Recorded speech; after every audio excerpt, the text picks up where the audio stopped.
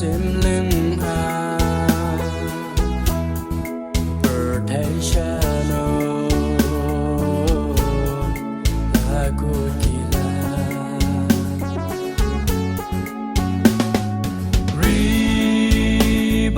riba wan chào sẽ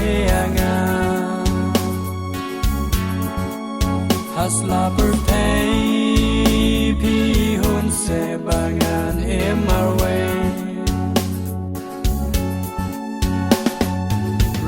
riba nyat se ki omat la jao hajin shisha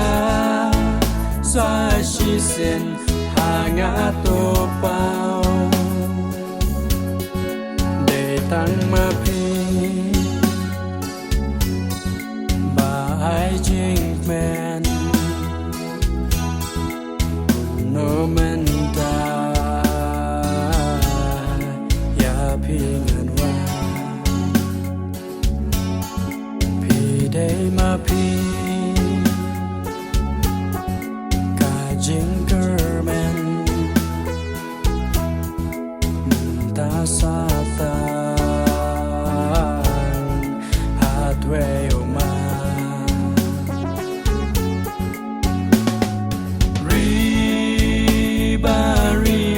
wan chào sẽ ngang hasla berpay pi hun se bangan emarwe riba nyat se ki omat la jao hajin shisha sa shi sen hanga to pao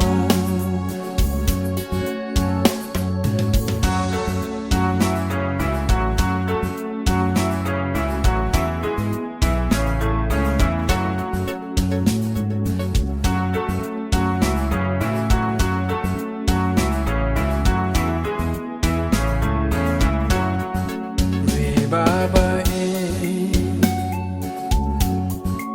ap se ya nga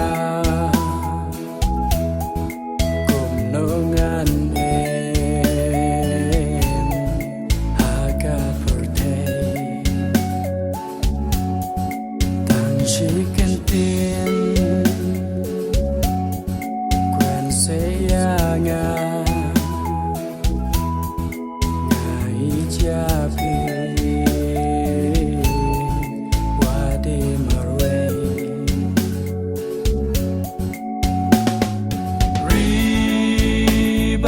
riba wan chào sẽ nga hasla berpay pi hun se bangan emarwe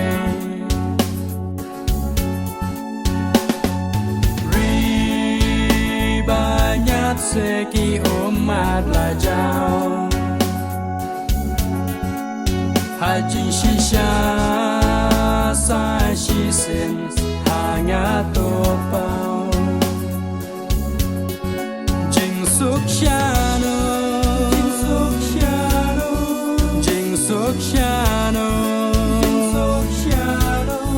jing sok shano donut kak an jing sok shano klam pi shisha tangi oma jing em jong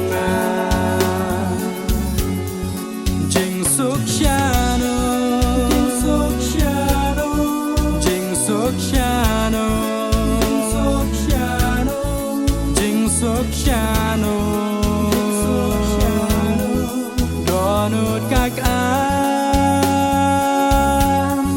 jing sok shano lem pi shisha tangi oma jing em jong tangi oma